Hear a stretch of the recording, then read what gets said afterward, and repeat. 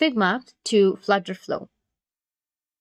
The first what you need to do is make sure that you have a stable internet connection. After that, you need to just simply search for FlutterFlow and go with www.flutterflow.io, and it will take you to this official website. Now you need to go with Start for Free, which will be in the top right, and then go and create your account.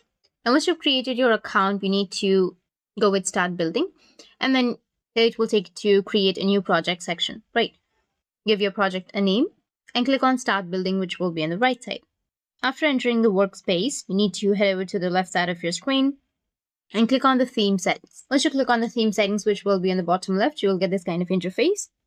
Click on the design option, and here you will have an option of Connect to Figma. You need to click on Connect to Figma, and then pop-up will appear. Click on Allow Access, or just simply sign into your Figma and then allow the access.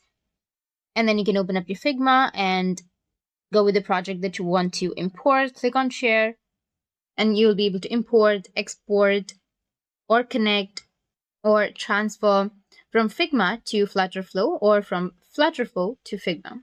That's it, and if you have any questions, feel free to comment below. Thanks for watching.